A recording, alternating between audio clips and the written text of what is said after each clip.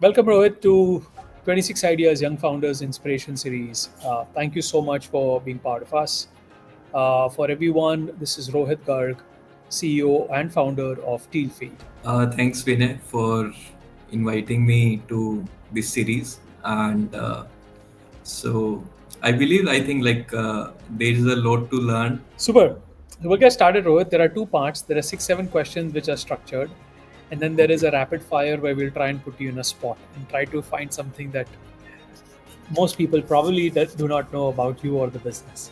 Are you ready? Sounds interesting. All right. You actually started Ornatoh and then Co-Founders Town and now Yeah. finally Tealfeed, Creators Economy. What's the common mistake young founders make when they jump industries? I think while building the startup or while creating the values, so we forget about cash flow. And that's one of the important aspect. And I believe like when someone is starting their startup, so they should start it with the bootstrap mode. They should make it profitable and they should raise funds only for scaling up their startup. So and 99% of the businesses or startup which you are doing, so that can be run with a low capital, and that's a hard to start with. But I think then your fundamentals become very strong if you start it with the Yeah, like yeah. yeah. I couldn't agree more. I've been championing a lot that make the business revenue generating, not investor dependent. Start with Yeah, cash flow. Keep cash yeah. is king. Even if you raise any kind of investment, so your calculation should be that you have infinite runway. Very, very well said. I wish all founders, forget young founders, but especially even young founders starting up, can follow that practice. Right? Hmm. From networking to crazy in college, and you love to network, you're a community guy, you build various communities at the center of your passion, to building a company. What's that one networking hack no LinkedIn post ever tells you? I think you should have the giving mindset first. Yeah, So when you are doing the networking, so you should not see that what ROI I would be getting out of it, but it's more about what ROI I can provide to those people. So if we can like start doing that, then opportunities will automatically create and opportunities will come to you. So giving mindset is very important. And if there is a giving mindset and also the presence of mind. I think it's so true on LinkedIn. So many people reach out to each one just to say, "Can you help me here?" or "Can I do this? Can you Yeah. do this?" But there is nothing as first give versus get, right? We're always asking and not giving. Yeah. You're a people's person. Yeah. Be honest with us. What's the biggest myth about being a visionary founder that Gen Z founders should ignore? Like, what's that myth that Gen Z founders always start building the business with? I need some time to think.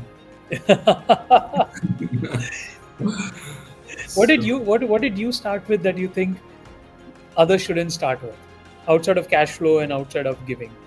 I think people like one myth which we also had. So once we raised investment, so I won't say in the starting of the journey.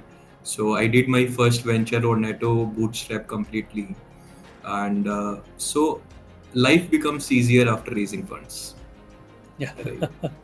But I see that cash flow and finance is a complete separate track, and Yeah. building a business and creating the value is a complete separate track. So if you are creating the value and if you are here for creating the value, so you will definitely like go a long you will have a long journey, right? But if you are here for making money, I think after a year or 2 year you are going to you will end up giving up.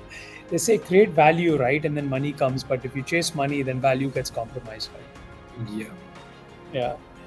Tealfeed came out of India as a global creator in the global creator market, and you pivoted from a creators community marketplace to an enterprise SaaS solution.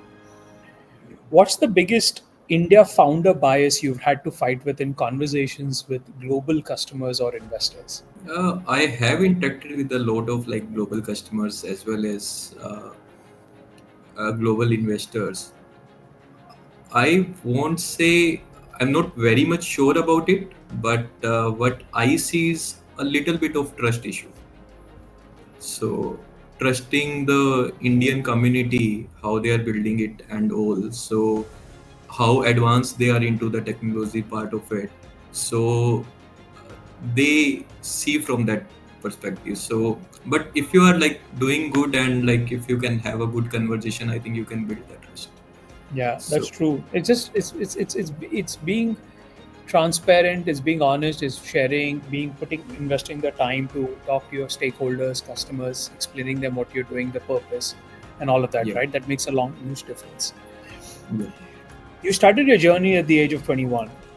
If I had to put you back to To 21, correct you, 18. 18. So let's say if I had to put you back at the age of 18 and you Yeah. had to build Teal Feed again, Mm. but then not today, what would Yeah. be your playbook look like now? I think start with bootstrap. Yeah. And so that's the primary thing which I will say. Yeah. And secondary, I think second point I will say is also how I would have built a team, and Yeah. not build a team, but how I would have brought the people to train that team. Because in a startup, what happens is like after every stage, like there are different set of problems.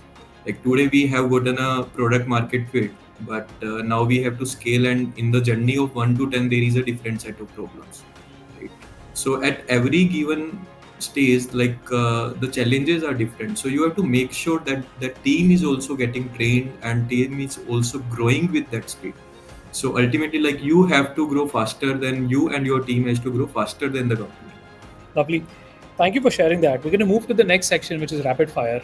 I'm going to ask you Okay. 5 or 6 questions. You don't have time to think. So you have to answer the first thing that Okay. comes to your mind. Okay. One college memory that still drives you today. I think I had an accident, and after that, I started the Ornatoh. The, the Marwadi mindset in the entrepreneurship, strength or limitation. Strength. Your go to fail safe negotiation line. Go to line when you had to negotiate. Trust me. There you go. See, that's simple, right? Yeah. One founder you would never bet against. Steve Jobs. All right. What is the funniest pitch or networking fail you've ever had? A funniest pitch you've done, and now you sit back and say, "Oh my God, I actually did that." Yeah, even recently, like a few months back only. So I wasn't prepared, but I went and I pitched to like almost 40, 50 people. Yeah. And so that time, like I was facing a lot of challenges, and I was kind of broke. And I pitched during while I was broke. So I think, yeah. Thank you, Rohit, for spending time with us and sharing some of your stories with 26 Ideas Young Founders Inspiration Series. It's been a pleasure having you. I think we're gonna have more fun trying to get you to answer rapid fire questions more. Thank you so much. Thank you so much for inviting me to this series. It's lovely pleasure to be a part of Young Founder series.